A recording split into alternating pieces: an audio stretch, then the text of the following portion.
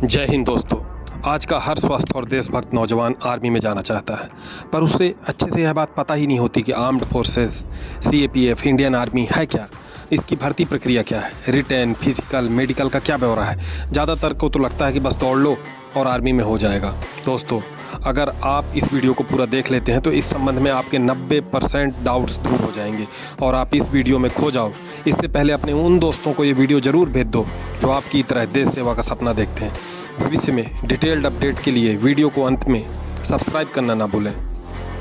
दोस्तों, Indian army यानी भारतीय थल सेना, जिसका नाम सुनते ही या जिसकी वर्दी का अनुभव करते ही भारतीय युवा रोमांचित हो उठते हैं, जोश से भर जाते हैं। वहीं दूसरी तरफ दुश्मन दुआ मांगते हैं कि भारतीय सेना का सामना ना हो। दोस्तों, हमारे बहुत से युवा भारतीय सेना का सपना देखते हैं, जिनके खून में गर्मी है और दिल में राष्ट्र प्रेम का जुनून होता है, पर वो किस्मत वाले ही होते हैं जिनको ये वर्दी नसीब होती है। दोस्तों, इंडियन आर्मी ढाल बनकर दुश्मनों से हमारी रक्षा करती है। अगर हम अपने घरों में बेखौफ और सुरक्षित होकर रहते हैं तो वह भारतीय सेना के दम पर ही संभव है। इंडियन आर्मी न सिर्फ हमारी रक्षा करती है, बल्कि मुश्किल हालातों में या प्राकृतिक आपदा में भी हमारी रक्षा करती है। दोस्तों, Indian army, armed forces, CAPF, CRPF, BSF, SSB, ये सब हैं क्या? इनमें आधारभूत मूलभूत क्या अंतर है? इनमें भर्ती या चयन प्रक्रिया में क्या अंतर है?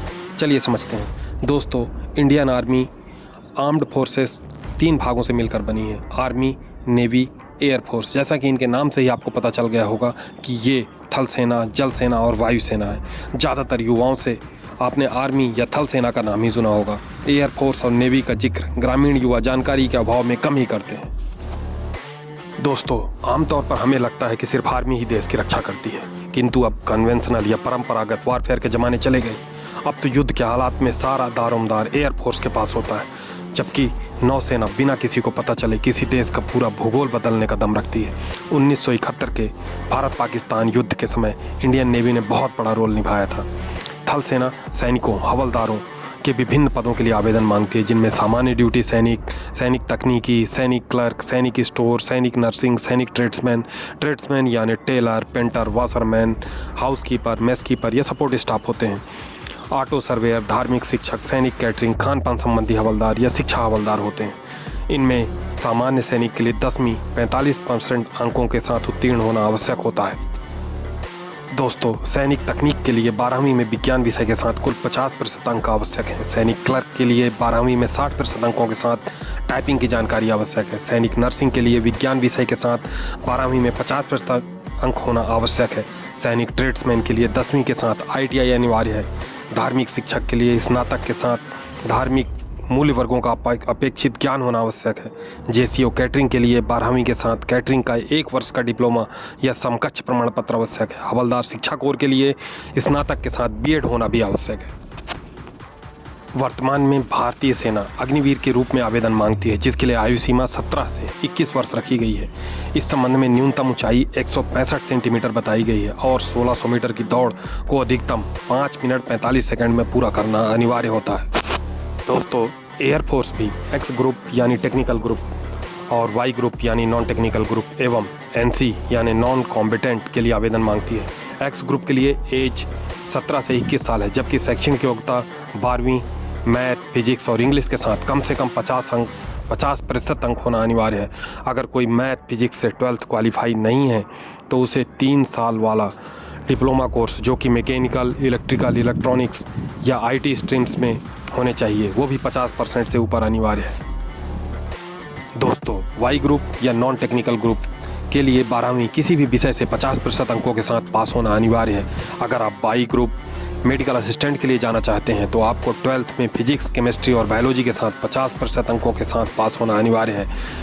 अगर Y ग्रुप म्यूजिशियन के लिए आवेदन मांगता है, इसमें 10वीं के साथ आपको किसी एक वाद्य यंत्र में भी पारंगत होना चाहिए। एयरफोर्स में ऊंचाई 165 सेंटीमीटर मांगते हैं। सिर्फ म्यूजिशियन के लिए 3 सेंटीमीटर की छूट दी जाती है। तीसरी कैटेगरी है नॉन कॉम्बिटेंट कैटेगरी। इसकी पोस्ट कम ही होती हैं, जिन्हें हाउसकीपिंग या इंटरनल एडमिनिस्ट्रेशन के लिए रखा जाता है। दोस्तों, नेवी भी अग्निवीर के माध्यम से अग्निवीर MR यानी मैट्रिक रिक्रूट्स, सेफ रसोई संबंधी, हाउसकीपिंग रसोई के लिए या हाइजीनिस्ट साफ सफाई के लिए आवेदन आमंत्रित करती है। इनके लिए उम्र 17.5 साल से लेकर 21 साल और 10th पास होना अनिवार्य है। अग्निवीर SSR यानी सीनियर सेकेंडरी रिक्रूट्स के लिए भी आवेदन आमंत्रित करती है। ये टेक्निकल जॉब होते हैं। इसके लिए आपको 12th मैथ्स फिजिक्स के साथ केमिस्ट्री, बायोलॉजी या कंप्यूटर साइंस के साथ पास होना अनिवार्य है। दोस्तों, नेवी ट्रेड्समैन के लिए भी आवेदन आमंत्रित करता है, जिसके लिए 10th के साथ ITI होना अनिवार्य है। इसमें एक बात ध्यान रखने की कि सभी परीक्षाओं में रिटन के बाद फिजिकल, मेडिकल के बाद ही सिलेक्शन होता है। दोस्तों, आर्मी, नेवी और एयरफोर्स इन्हीं को आर्म्ड फोर्सेस के नाम से जाना जाता है, या दूसरे शब्दों में बोलें तो आर्म्ड फोर्स का मतलब आर्मी, नेवी और एयरफोर्स है। ये तीनों मिनिस्ट्री ऑफ डिफेंस के अंतर्गत आते हैं और इन तीनों सेनाओं का प्रमुख भारत के राष्ट्रपति होते हैं। दोस्तों, अगला टॉपिक है CAPF यानी सेंट्रल आर्म्ड पुलिस फोर्सेस। ये मिनिस्ट्री ऑफ होम अफेयर्स के अंतर्गत आते हैं। इनके अंदर मुख्य रूप से 7 विभाग हैं, जो कि आसाम राइफल्स AR, यह उत्तर पूर्वी राज्यों की सीमाएं सुरक्षित करने के लिए बनाया गया। BSF बॉर्डर सिक्योरिटी फोर्स, यह भारत पाकिस्तान की सीमा की सुरक्षा के लिए एवं पूरे भारत में कहीं भी तैनात किए जा सकते हैं। CISF central industrial security force, यह औद्योगिक सुरक्षा फोर्स है। यह हमारे देश की उद्योगों की सुरक्षा के लिए बनाई गई है। CRPF यानी सेंट्रल रिजर्व पुलिस फोर्स, यह पूरे देश की इंटरनल सिक्योरिटी, इलेक्शन, दंगा, मिलिटेंसी, एंटी नक्सल ऑपरेशन और VIP सिक्योरिटी का काम देखती है। ITBP Indo Tibetan border police, यह चाइनीज़ बॉर्डर को संभालती है। NSG नेशनल सिक्योरिटी गार्ड, यह VIP सिक्योरिटी का काम देखती है एवं सभी स्पेशल टास्क को अंजाम देती है।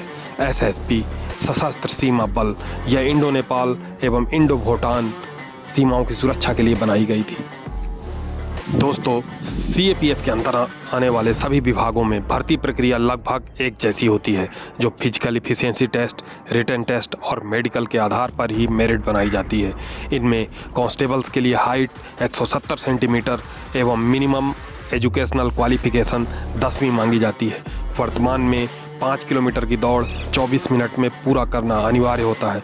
मिनिस्ट्रियल या बाबू वर्ग के लिए फिजिकल मानदंडों में कुछ छूट दी जाती है, पर इन्हें टाइपिंग में निपुण होना अनिवार्य होता है। दोस्तों, मुझे पूरा विश्वास है कि अब तक आप समझ गए होंगे कि आर्म्ड फोर्सेस या CAPF क्या है, इनके अंदर कौन कौन से विभाग आते हैं, इनकी क्या ड्यूटियां होती हैं, विभागों में प्राथमिक पदों का विवरण क्या है, न्यूनतम शारीरिक मानदंड और PET मुख्य रूप से क्या क्या है। दोस्तों, अगर आप आर्म्ड फोर्सेस या CAPF के सपने देखते हैं तो पहली बात तो यह याद रखें कि यह सिर्फ दौड़ ही सब कुछ नहीं है। अगर आप लिखित परीक्षा की तैयारी भी रखते हैं तो यह आपके लिए बेहतर होगा। वैसे तो 10th के बाद भी आप परीक्षा दे सकते हैं, पर बेहतर होगा आप 12वीं के बाद ट्राई करें। इससे फ़ायदा यह है कि आप टेक्निकल और मिनिस्ट्रियल कैडर के लिए भी पात्र हो जाते हैं। अगर आपने गणित और विज्ञान विषयों के साथ अपनी 10+2 यानी 12वीं की पढ़ाई की है तो आप एयरफोर्स और नेवी में भी अपना भविष्य तलाश सकते हैं। मुझे विश्वास है आपको मेरा प्रेजेंटेशन अच्छा लगा होगा। मैंने सभी बिंदुओं को छूने का प्रयास किया, पर कुछ भी डिटेल में नहीं बता पाया। अगर आपको किसी भी विभाग या किसी भर्ती की डिटेल जानकारी चाहिए तो मुझे कमेंट सेक्शन में बताएं। मैं ज़रूर रिप्लाई करने का प्रयास करूंगा और ज़रूरत पड़ने पर मैं डिटेल्ड वीडियो भी अपलोड करूंगा।